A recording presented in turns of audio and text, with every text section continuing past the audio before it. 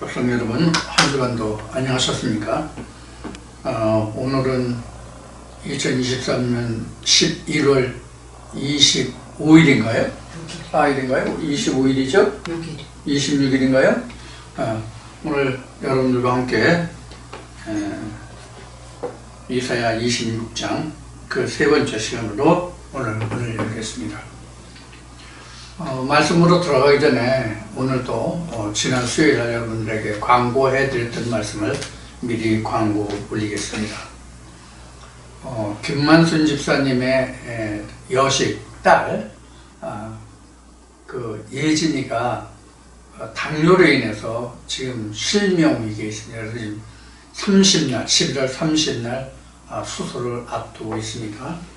여러분들 비록 사람의 손길을 입어서 수술을 받지만 하나님의 은혜의 손길이 함께 하기를 기도해 주시고 도와주시기를 부탁을 드리고 오늘 이사야 26장 세 번째 시간을 시작하겠습니다. 오늘은 이사야 26장 16절부터 시작하겠습니다.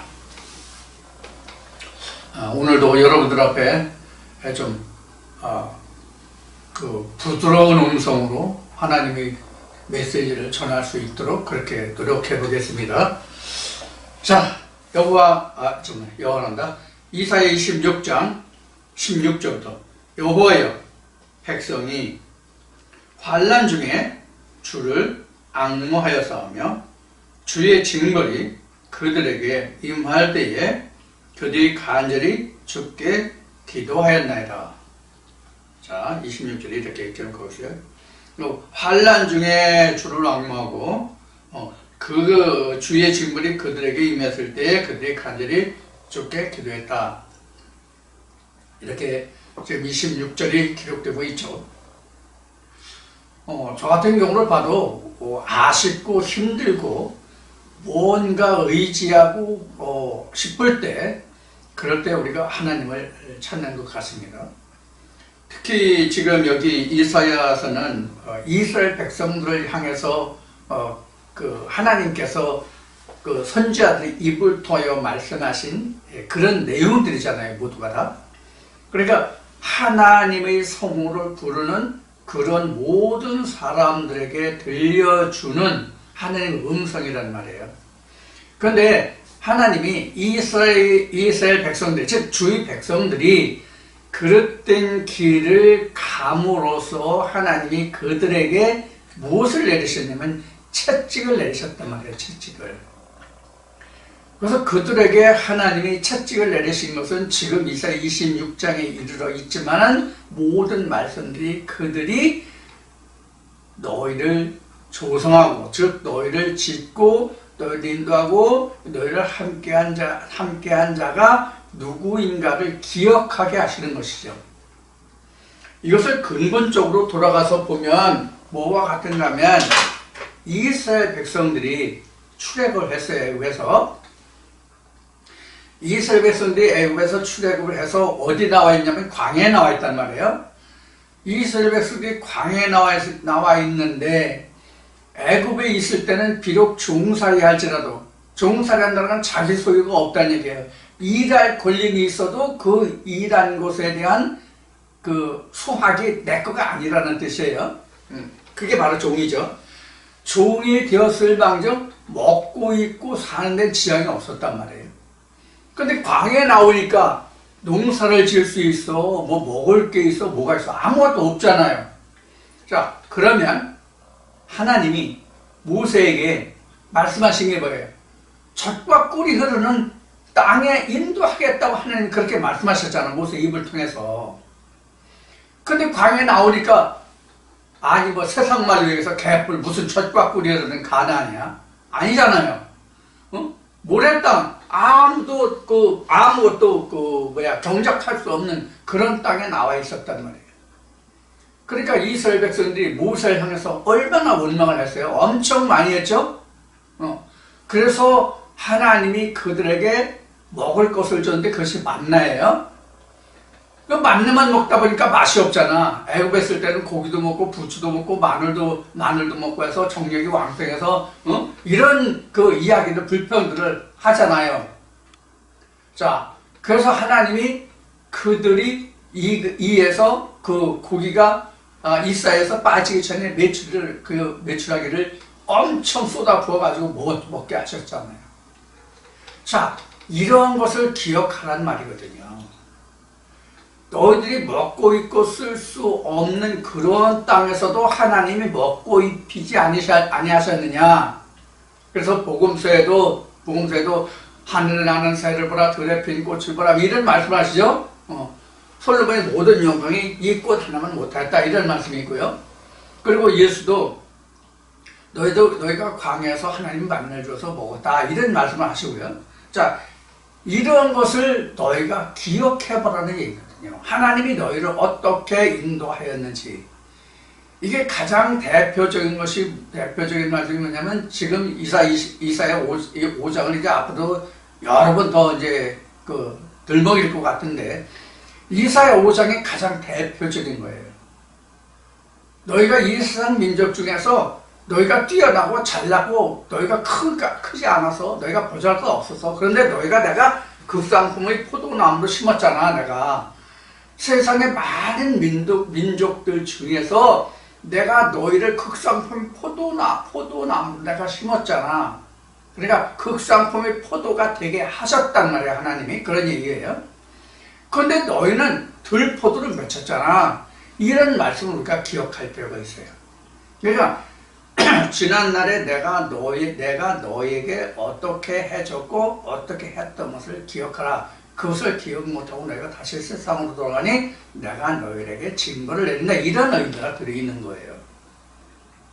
자, 그래서 여기에서 그 징벌이 그들에게 임할 때 간절히 주께 기도했다는 게 옛적을 회고해서 다시 하나님께로 돌아오는 하나님을 기억하게 하는 이런 일을 지금 하나님이 하고 계시다면 그것을 통해서 이스라엘 백성이 다시 돌이켰죠. 그래서 우리가 그동안 의뢰했던 것들을 의지하지 않고 우리를 치신 하나님께로 돌아간다는 말씀을 우리가 그 앞에서 봤죠.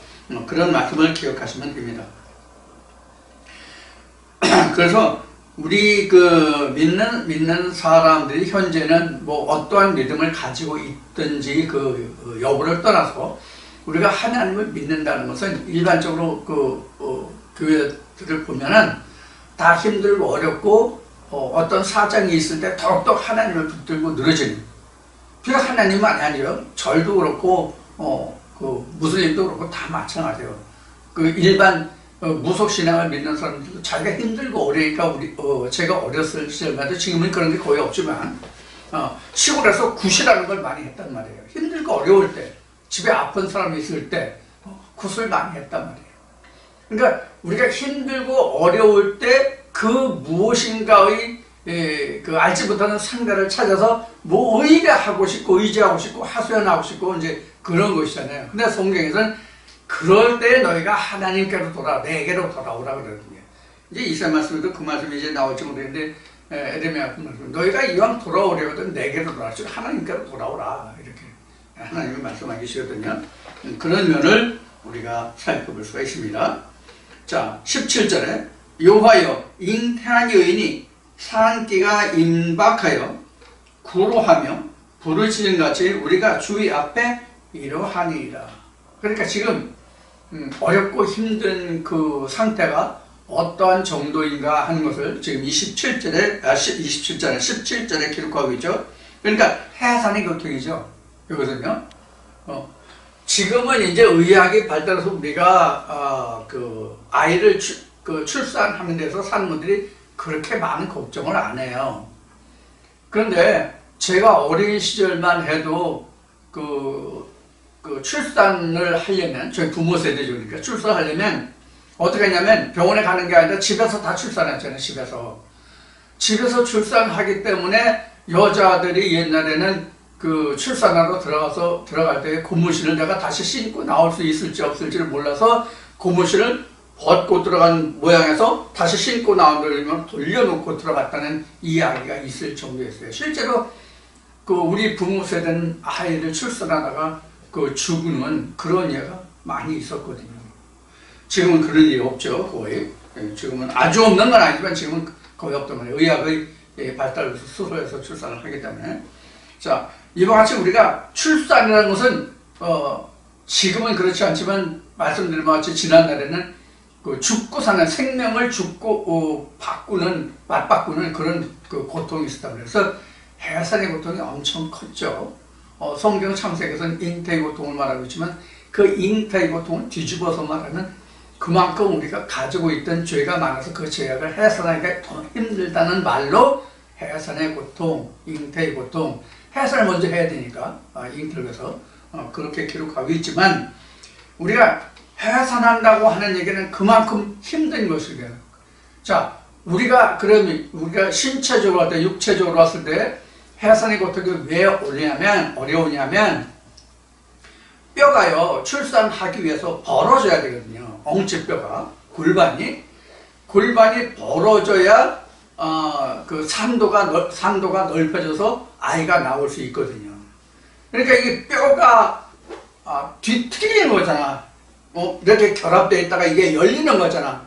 그러니까 우리가 뼈를 깎는 아픔이라는 말들을 하잖아요. 그만큼 뼈를 손을 댄다는 것이 가장 그 힘들고 어렵다는 의미가 거기 들어있단 말이에요. 근데 이렇게 꽉 톱니바퀴 같이 맞아있던 이 뼈가 자기 스스로 이게 출산을 해서 이게 벌어진다고 생각을 해봐요. 엄청난 고통이죠. 남자들은 잘 몰라도 여자분들, 애기 낳아본 그 여자분들은 잘 이해를 하실 것 같아요. 자, 이제 그런 그 고통에 지금 비유하고 있습니다. 지금 이스라엘 백성들이 힘들고 어려운 상황이. 우리가 그만큼 온전하고 순전한 믿음에 들어가기 위해서는 이보다 더 큰 고통이 사실 우리에게 따라요. 그러면 지금 아이를 출산하는 예를 들었잖아요. 지금 여기에도 그렇게 설명을 하고 있고요. 근데 실제 출산은 힘들고 어려워도 한 몇 시간 아니면 하루 이틀이면 끝나잖아요. 아무리 힘들어도. 자연분만을 한다고 할 경우에 기껏 해봐야 1박 2일 정도란 말이에요.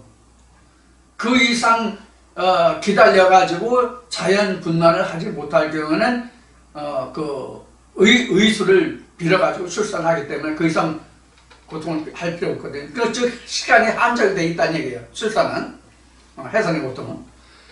그런데 우리가 믿음에 있어서 해산의 고통은요, 내가 목숨 끊어지는 그날까지 항상 해야 되는 고통이에요. 그러니까 훨씬 더 믿음의 고통이 크다고 봐야 돼요.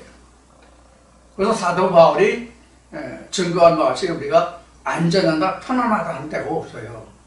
믿음을 지켜가기 위해서는.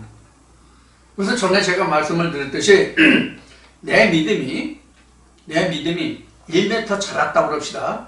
1m 자랐다고 하면 마귀와 사단도 내 믿음과 대적하기 위해서는 마귀와 사단도 1m만큼 올라온단 말이에요.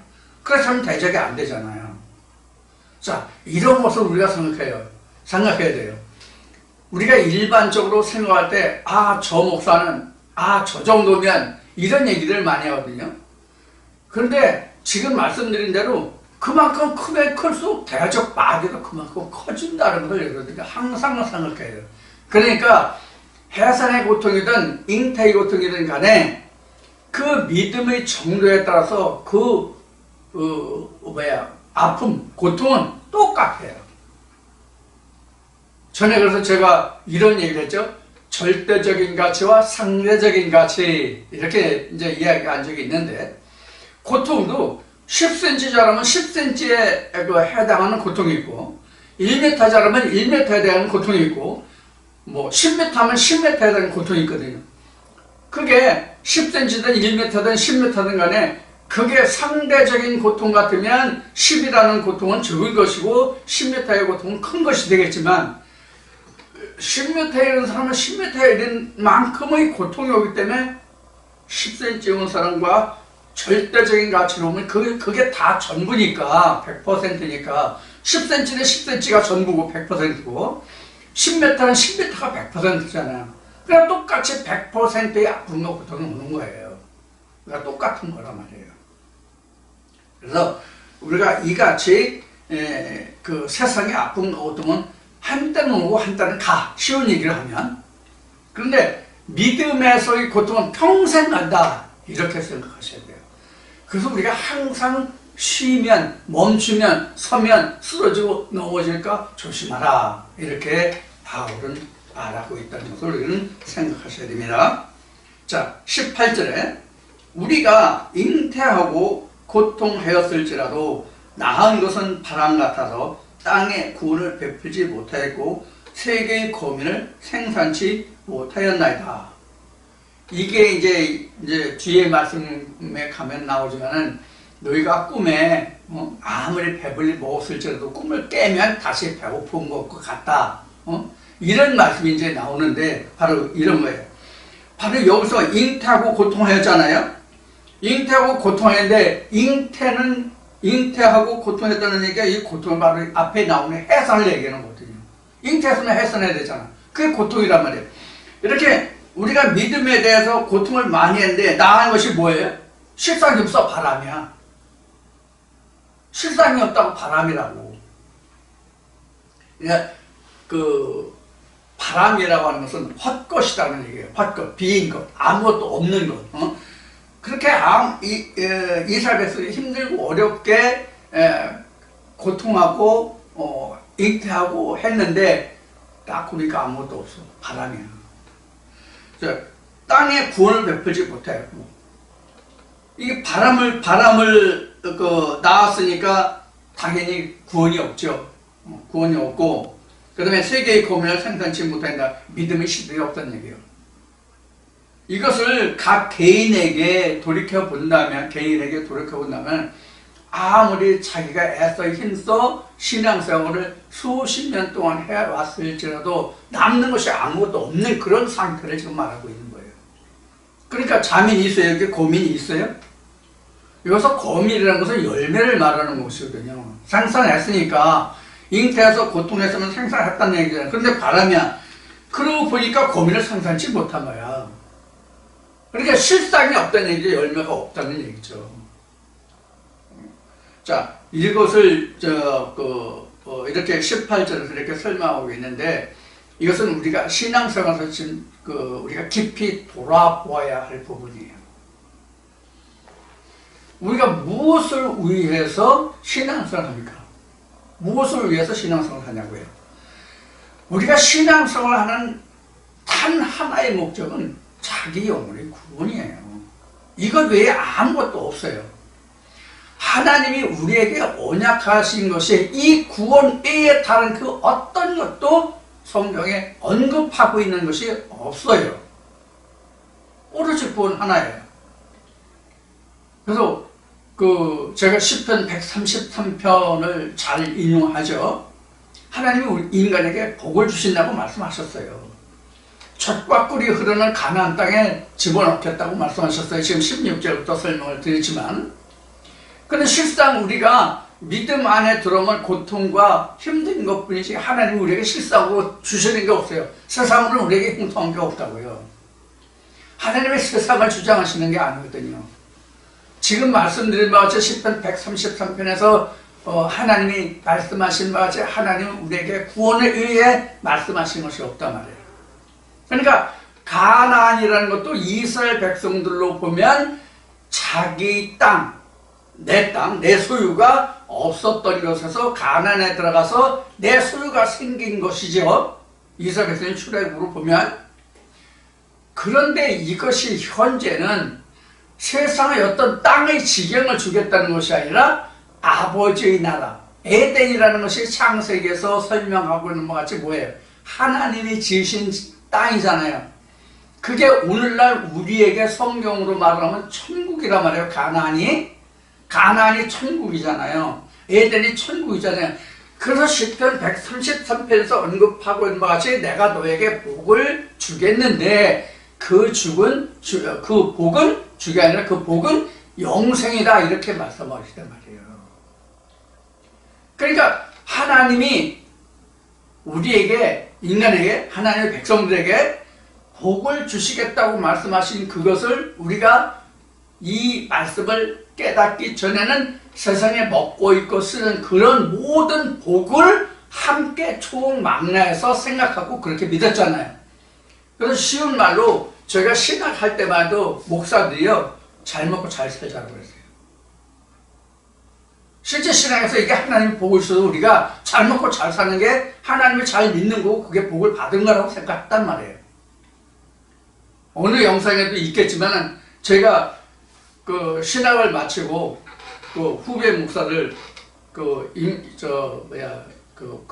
뭐라 그래? 목사 그 임명 할 때, 목사 안 살 때 그때 가보면 그 외국의 그 신학을 조인해가지고 외국 신학대학 그 목사님들도 오셨는데 한국의 목사들이 얼마나 잘 먹고 잘 삽시다를 얘기했는지 우리 말로 미국 사람이 잘 먹고 잘 삽시다 그러더라고요. 이 의미가 조금 전에 말씀드렸던 어떤 거냐면 이스라엘 백성들이 젖과 꿀이는 가나안 땅에 인도한다고 하나님이 그렇게 말씀하셨다면서 그럼 왜 우리가 이 황량한 모래 사막에 나와서 먹을 것도 없고 입을 것도 없고 마실 것도 없는 이곳에 나오냐? 이게 진짜 하나님 우리를 젖과 꿀이는 가나안 땅에 보내준다 한 거냐라고 모세를 원망한 것과 같은 이야기예요. 근데 오늘날도 우리가 하나님을 믿으면 잘 먹고 잘 사는 것으로 인생의 모든 소욕을 다 이루어주시는 하나님, 그래서 그런 소욕을 다 이루어주는 복을 주시는 하나님쯤으로 여기는 그런 사람들이 얼마나 많냐고요. 그런 사람들이 그런 것을 잉태해서 산고를 치르고 나서 보니까 뭐다? 바람뿐이더라. 이런 얘기를 하는 거예요, 지금. 16절, 17절에서 지금 그렇게 말하고 있는 거예요. 18절이네, 그게. 그러고 보니 내 안에서 가나안 땅 지경이 넓어졌나요? 안 넓어졌잖아요. 맨날 먹고 있고 쓰는 것으로 쭈물떡거리고 있고 부르짖고 있고 그 안에서 맨날 다른 쳇밭에 돌듯 헤매고 있는 그런 상황이잖아요. 그러나 말라기 말씀에 기록된 바와 같이 우리가 하나님의 온전한 말씀으로 하나님께로 돌아가면, 즉 하나님 말씀으로 내가 온전히 그 말씀을 깨닫게 되면 하나님 나라의 지형이 넓어지잖아요. 이게 하나님이 말씀하시를 내가 온전한 11조를 내게 드려서 내 천국에 드려서 내가 너에게 복을 넘치게 부어주지 않나, 쌓게 하지 않나 시험해보라 하는 말씀이거든요. 세상의 복이 아니라 에덴의 지경이 넓어지게 해주지 않나 네가 시험해보라 이런 얘기란 말이에요. 근데 우리가 지금 계속 말씀드렸던 것 같이 우리가 복이라고 하면 세상에 먹고 입고 쓰는 인생이 육신을 지탱하는 세상의 모든 물질이 복으로 생각을 했잖아요. 그런데 하나님은 물질의 복을 한 번도 언급한 것이 없다고. 그럼 왜 오늘날 교회 다니는 사람들이 축복, 복 하면은 잘 먹고 잘 사는 것으로 물질의 축복을 이야기를 하고 있냐면 이스라엘 백성들이 출애굽해서 가나안 땅을 유업으로 받은 그것을 놓고 이야기하는 거예요. 그럼 오늘날도 하나님이 우리에게 땅 주시나요? 땅 없는 사람 하나님 잘 믿으면 땅 주시나요? 어디 땅 주시나요? 강남 땅 옛날에 저 70년대 초반에 강남에 논밭 했던 거 그거 주워가지고 그 신도시 개발해가지고 떼돈 버는 그런 땅을 주셨나요? 아니잖아요. 이게 이제 이런 얘기가 나왔으니까 우리에게 하나님이 땅을 주시는 고민을 생산치 못하였다. 이것을 우리가 오늘 놓고 보면 내 마음 안에서 얻어지는 것이 없었다 이 뜻이에요. 고민이 없다는 뜻은. 하나님의 말씀이 깨달아서 내게 남은 게 없잖아. 예? 이게 바로 고민이 없다는 뜻이에요. 여러분들이랑 저랑 똑같이 지난날을 돌이켜서 회상해 보자고요. 그토록 열심히 신앙생활을 했어요. 저도 집사 시절까지 겪으면서 11조 안 낸 적 없고요. 헌금, 감사 헌금, 각종 헌금 안 한 적 없고요. 교회 헌신, 누구보다도 많이 했고요. 많이 했다기보다 하려고 했고요. 그랬어요. 근데 남는 게 뭐예요? 다람쥐 쳇바퀴 되면 항상 자기는 열심히 뛰는 것 같지만 결국은 어디에요? 제자리잖아요. 똑같더라고. 그런 상태라도 계속 내가 신앙생활을 할 수 있는 여건이 조성됐으면 괜찮았는데 어느 날 목사가 패를 갈라가지고 어느 패 해가지고 교회에 들어오지를 못하게 청년들을 붙여 세워가지고 그래가지고 결국은 하나님이 계신지의 그 여부를 알려고 3년이 넘도록 쫓아다닌 결과 지금 오늘에 이르는 거예요. 그 지금 보면은 그게 정말로 복이죠, 진짜. 그게 진짜 복이에요. 그때 그런 일이 없었으면 하나님이 계시냐 안 계시냐 그 여부를 내가 물었겠어요? 안 물었지. 그럼 하나님을 내가 찾지 못했죠. 자, 그러한 상태가 이제 여기서 고민을 생성치 못하였다. 즉, 내게 남은 말씀이 하나도 없다 이 뜻이에요. 말씀이 그 열이면 열, 백이면 백, 그 말씀이 내게는 그만큼 넓어지는 천국 지경이거든요. 에덴이 되는 것이거든요.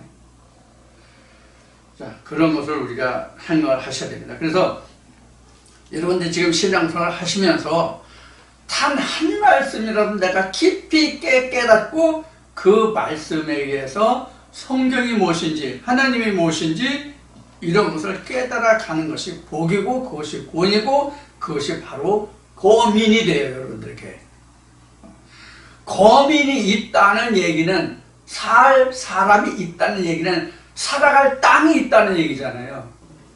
그럼 그 땅이 결국은 오늘날은 이스라엘 백성들에게는 지난날 모세 때에는 가나안 땅이라는 것을 주었지만 오늘날 우리에게는 예수가 3일 만에 세우는 성전이라고 한 마음의 땅이란 말이에요.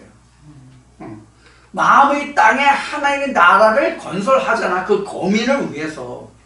그래서 창세기에서는 하나님이 코에 생기를 불어넣고 그 아담을 위해서 살 땅을 주었다는 것과 똑같단 말이에요. 이렇게 거민이 생겨야만 내 마음에 하나님의 땅이 형성이 된다. 이게 하나님이 그 생기가 들어간 자가 살기 위해서 에덴을 지어줬다. 그가 구할 땅을 지어줬다. 이 말씀과 같다고요.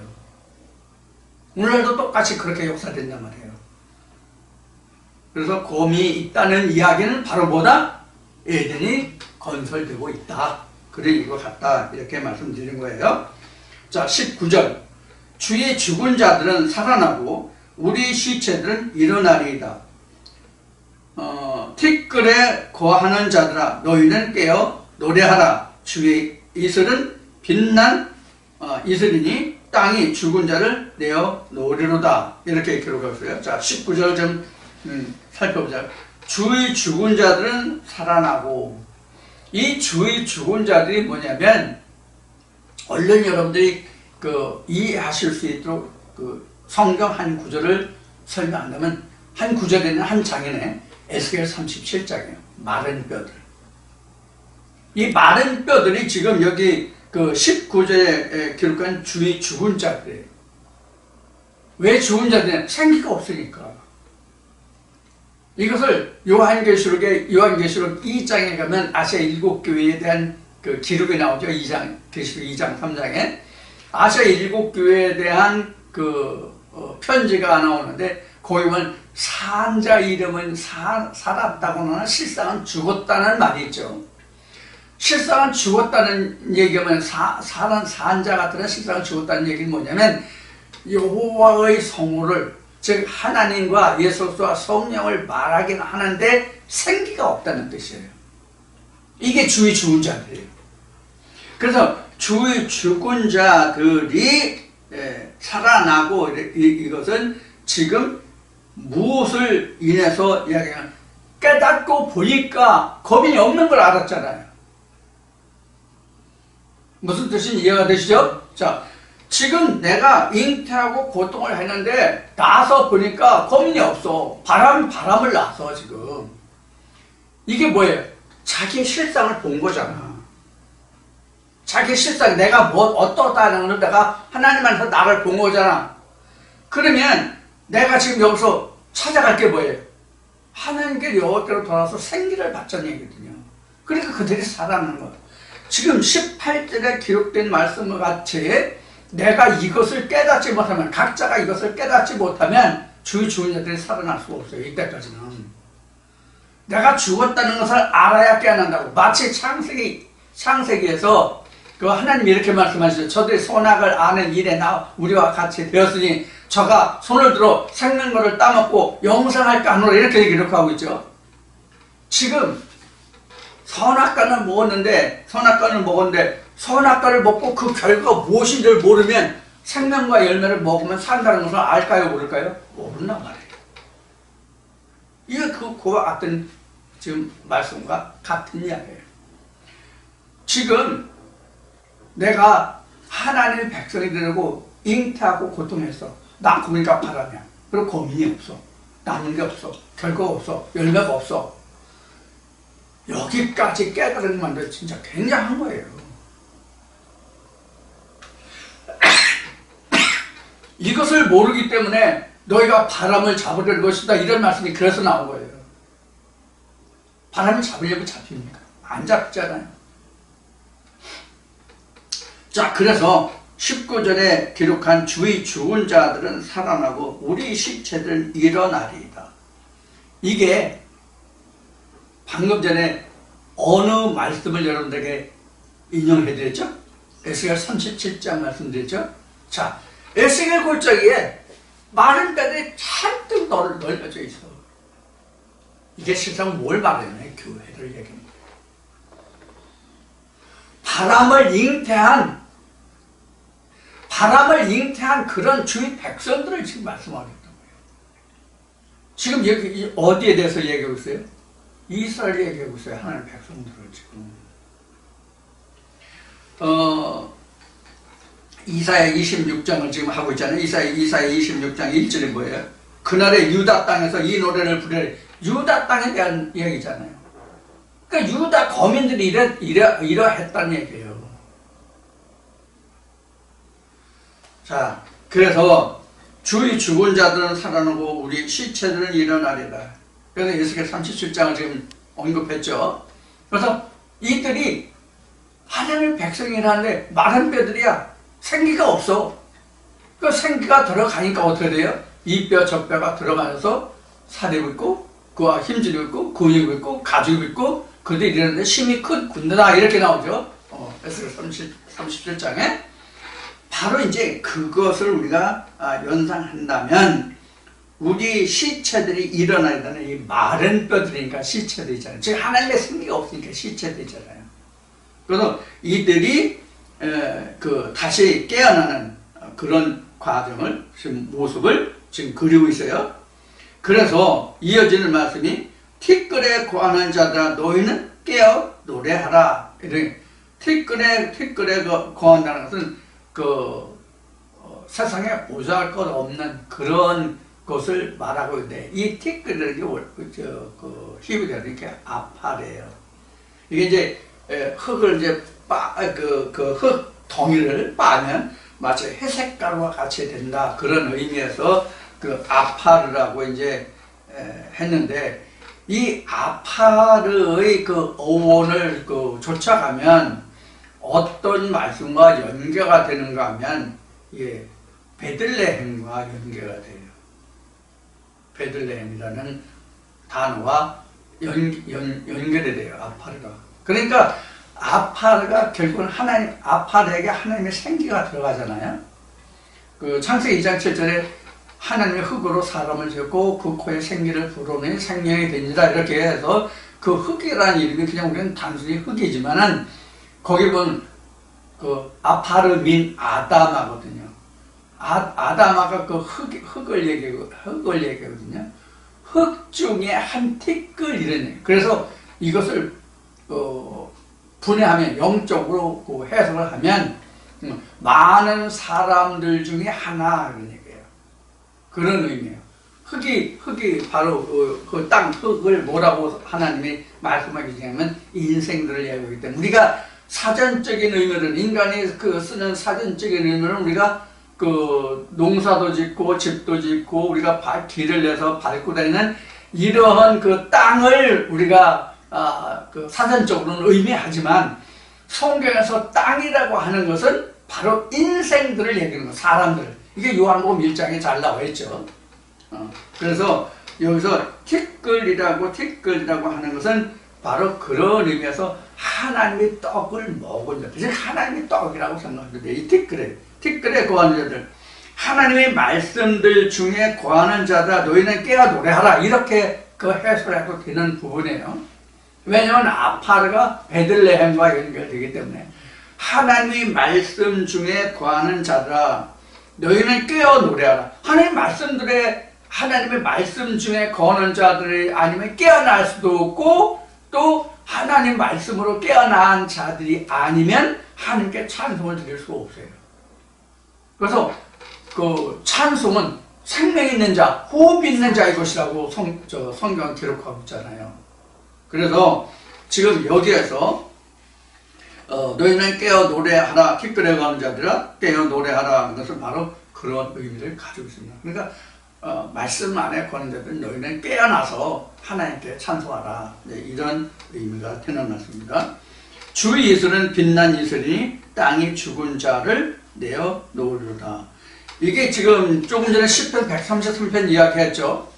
그 시편 133편을 보면 그 아론의 수염에 헐몬의 이슬 같다는 말이 나와요. 그런 말씀이 나오는데 이 지금 이슬이라고 하는 것은 그 풀잎 위에 맺히잖아요. 풀잎 위에 맺히잖아요. 그래서 이사야 말씀 이제 뒤에 뭐 40장인가 41장에 나오면 인상은 실로 풀이로다 이런 말씀이 나와요. 인상은 실로 풀이로다 이런 말씀이 나오는데 그래서 이 지금 이슬이 빛난 이슬인데 여기서 빛난 이슬이니 땅이 죽은 자를 내어놓으라 이렇게 나왔잖아요. 그래서 여기서 빛난 이슬이라는 것은 풀 위에 맺혀진 인생 위에 맺혀진 즉 호흡이 있는 자들에 맺혀진 그런 이슬. 즉 이슬이 언제 맺혀요? 이슬이 언제 맺히나요 여러분들? 이슬 시골에 사신 분들 이슬 언제 맺히죠? 저녁에 맺히나요? 아침에 맺히나요? 아침에 맺히거든요. 이슬은 아침에 맺히는데 아침이라는 이 여기에 더 의미가 있다고 우리가 생각해 봐야 돼요. 아침이라는 얘기는 뭐예요? 저녁이 되고 아침이 되니 이런 그 말씀을 생각해 보시라는 뜻으로 지금 아침이 뭐냐고 지금 질문을 해본 거예요. 그래서 아침이 됐다는 얘기는 지금 여기 이 말씀을 보면 지금 모든 고통의 해산이 지금 지나갔다는 얘기예요. 그 아침에 이슬이 맺잖아요. 하나님의 빛난 영롱한 하나님의 그 은혜 영광을 볼 수 있는 것이 이슬이 그게 내게 맺히잖아. 그 이슬이 아침에 되면 말씀이 이제 그런 의미로 여기서 이슬은 빛난 이슬이니 땅이 죽은 자를 내어놓으리라. 땅이 죽은 자를 내어놓는다는 얘기는 죽은 자 내놓으면 뭐래요? 죽은 자를 내놓으면 뭐 할 거냐고. 죽은 자를 내놓으면 그래서 죽은 자라는 게 뭐냐면 19절 그 시작에 주의 죽은 자들은 살아나고 있잖아요. 여기서 빛난 이슬이 땅에 죽은 자를 내는 빛난 이슬이 땅에 죽은 자를 어떻게 내놓을 수 있습니까? 그래서 이 이슬이라는 것은 뭐라고 지금 설명을 했어요 여러분들에게? 말씀. 아침을 맞은 말씀. 영롱하게 빛나는 하나님의 말씀이 내 안에서 죽었던 영혼을 일으켜 세운다고. 그 말씀만이 그런 검이 생산되는 거지. 그것을 여기서 이제 그리고 있는 거예요. 그러니까 1년에 이런 아픔과 고통의 과정이 있어야만 내 안에서 영혼의 소성함을 받는다. 이렇게 말할 수 있어요. 자, 그렇지 않으면 이런 것을 알지 못하면 그냥 아픔과 고통이 그냥 아픔과 고통이에요. 아픔과 고통도 세상적으로 육신적으로는 아픔과 고통이 있고 영적으로 오는 아픔과 고통도 있잖아요. 그러면 육신의 아픔과 고통은 육신의 아픔과 고통이에요. 영적인 아픔과 고통은 영적인 거예요. 그런데 우리가 영적인 것과 육신적인 것을 분별하지 못하고 구분하지 못해도 안 돼요. 육은 육이고 영은 영이거든요. 예수가 말한 것 같이 하나님께 영은 유익하지만 육은 무익하다고 했잖아요. 그럼 우리에게 육도 유익하려면 영이 살아있을 때만 육이 유익한 거예요. 왜냐하면 이 육신이 그릇이잖아요. 바울이 얘기한 것이 디모데에게 얘기했더니 질그릇에 부활을 담았다라고 얘기했잖아요. 우리 육신은 땅이기 때문에 흙이기 때문에 질그릇이라고 표현했고 여기 하나님 말씀 보화를 담았단 말이에요. 그러면 우리가 이 영을 위해서 그릇, 보화가 필요한 거지, 그릇이 보화를 위해서 필요한 거지, 보화가 그릇을 위해서 필요한 게 아니잖아요. 보화를 위해서 그릇이 필요한 거지, 그릇이 보화를 위해서 있는 것은 아니란 말이에요. 이런 것을 여러분들이 이 말씀에서 생각하시면 될 겁니다. 그래서 죽은 자를 내어놓는다는 얘기는 내 영혼의 소성을 받는다는 얘기예요. 20절에 내 백성아 갈지어다 내 밀실에 들어가서 내 문을 닫고 분노가 지나기까지 잠깐 숨을지어다. 자, 내 백성아 갈지어다 내 밀실에 들어가서, 내 밀실이 어디예요? 심중에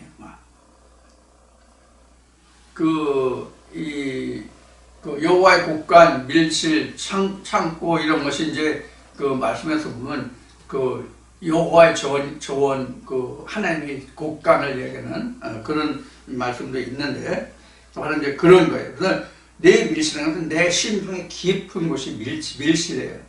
그래서 우리가 심중에서 가장 깊은 곳은 이렇게 되잖아요. 여기 지성소.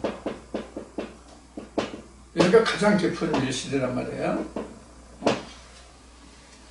그래서 밀실에 들어가서 내 문을 닫고 그 분노가 지나기까지 잠깐 숨을지어다. 여기서 그 내 문을 닫고 이게는 문이라는 것은 그동안 여러 번 얘기했는데 요한복음 10장에 보면은 그 예수가 문이 됐잖아요. 양의 문이 됐잖아요. 이 문이라는 것은 말씀을 이야기하는 거예요. 예수 그리스도가 문이니까 즉 생명의 말씀이 문이잖아요. 천국의 문이 된다 그런 얘기예요. 그래서 문을 닫고는 잠시 너희가 여기 분노 뒤에 나왔지만은 분노가 나왔지만은 너희가 이러한 때에 이런 고통을 받고 이러면서 티끌에서 빛난 이런 이슬과 이런 길을 겪을 때 하나님 여호와의 분노가, 그러니까 말씀이 그 분노라는 것은 바로 뭐예요? 전쟁과 같은 것이죠. 밤과 같은 것이죠. 어둠이죠.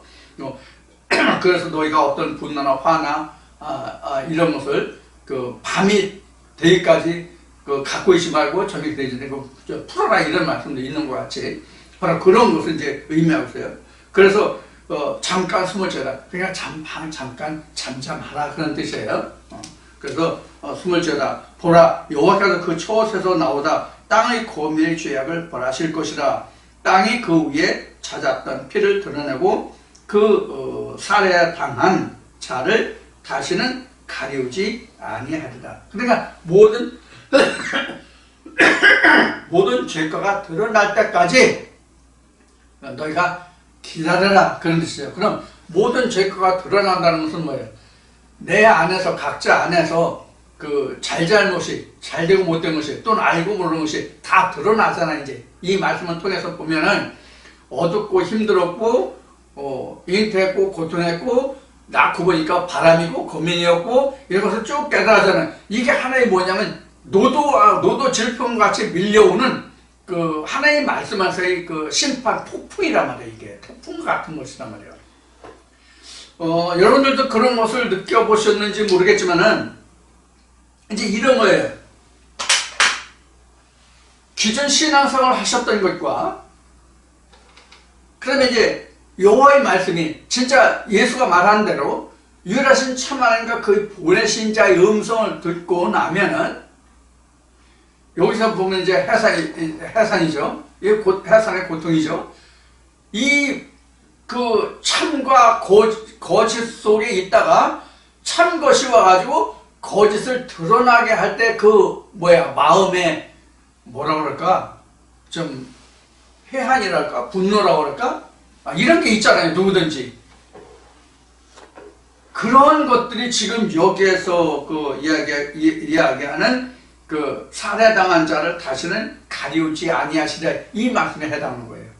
그동안 내가 잘못 걸어왔던, 잘못 알고 왔던, 잘못 가르침을 받았던 그 모든 것이 드러나잖아요. 그러니까 여기는 가리우지 아니하라. 다시는 가리우지 드러낸다는 가리지 않는다니까 드러난다는 얘기잖아요. 그래야만 내가 살 수 있는 거예요. 이것이 다 드러나야만.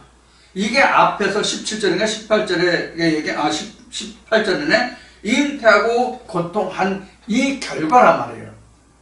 그러니까 해산하니까 다 드러나잖아요. 잉태한 상태는 숨겨진 것이고 해산하면 드러난 거잖아요. 그런 상태를 지금 21절에서 다시 설명하고 있어요. 자, 이와 같이 하나님은 이스라엘 백성들에게 말씀하실 때에 내가 무엇을 낳으려고 구로하였더냐, 이제 이 말씀 이제 또 뒤에 이제 다시 또 나올 것 같은데, 바로 우리가 이런 것이거든요.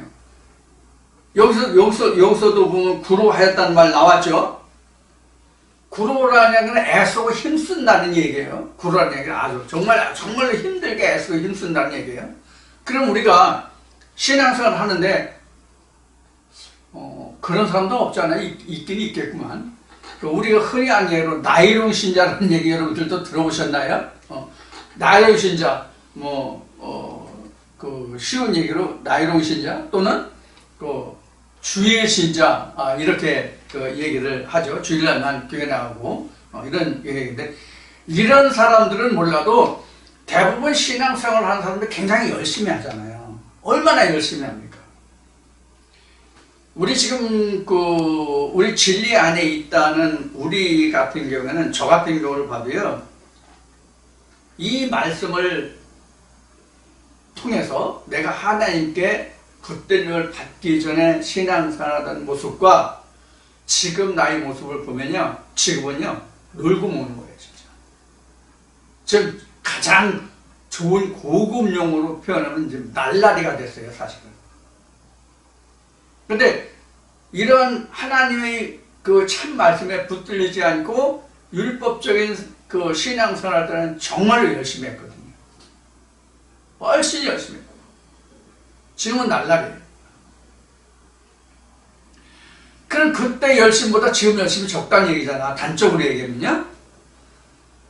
이런 것에 대해서 설명한 것이 뭐냐면, 내가 무엇을 낳으려고 구로하였더냐, 이 말이 해당되는 이 말씀이. 이제 뒤에 이 말이 이사야 말씀에 나올 거예요. 자, 우리가 이런 신앙생활을 통해서 지금 현재 여기에 이르렀는데, 지금 돌이켜서 이 말씀을 놓고, 지금 제가 한 말을 놓고 돌이켜보면, 율법적인 신앙생활을 할 때도 하나님께 그렇게 감사하고 모든 것을 아끼지 않았는데, 오히려 지금이 더 해야 되는데, 몇 배 더 해야 되는데, 오히려 지금은 날라리가 되어 있는 내 모습을 본다, 그런 얘기예요. 여러분들은 어떠하신지 모르세요. 그때 당시는 교회에 무슨 일이 있으면 시간 아끼지 않고 밤낮 가리지 않고 갔죠. 헌금도 때만 되면 다 했죠. 다 했어요. 그러니까 오늘 진짜 저 추수감사절이네. 오늘이요. 일반 교회에서는 오늘 추수감사절로 예배를 드리거든요. 그럼 우리는 추수감사절 예배를 드리는데, 우리는 지금 이러한 것에서 얼마나 감사하고 얼마나 하나님께 내가 헌신하고 있는지 좀 돌아보는 그런 순간이 되네요. 이 얘기를 하다 보니까. 자, 이와 같이 우리가 지난날 무엇을 쫓아오고 무엇을 잉태해서 무엇을 낳으려고 생각조차 알지 못했던 그런 데도 열심을 냈는데, 우리는 지금 정말 너무나도 안일한, 쉬운, 편안한 그런 신앙생활들을 하고 있지 않나 하는 생각이 드는 지금 이 순간입니다. 자, 여기까지 해서 말씀드려서 이제 구로, 잉태, 거민, 밀실, 다시는 가리지 않겠다, 숨겠다, 이런 말씀 이제 다 드렸는데, 이렇게 해서 이제 이사야 26장이 끝나고, 좀 잠시 쉬었다가 이사야 27장으로 여러분들을 다시 만나 뵙겠습니다. 자, 오늘 말씀드린 마치 세상 일반 교회는 추수감사 예배를 드린다고 말씀을 드렸는데, 여러분들 절기를 기억하고 계시는 분이 있는지 또는 잊으셨는지 모르겠지만, 여러분들 오늘 이 하루를 하나님 앞에 내가 무엇을 추수했고, 어떤 말씀으로 추수했고, 어떤 고민이 있으며, 즉 어떤 말씀들이 내게 살아 역사되며, 어떤 말씀을 내가 하나님께 찬송드리고 예배할 것이니를 생각해보는 그런 하루가 되었으면 싶습니다. 자, 그럼 잠시 후에 다시 뵙겠습니다.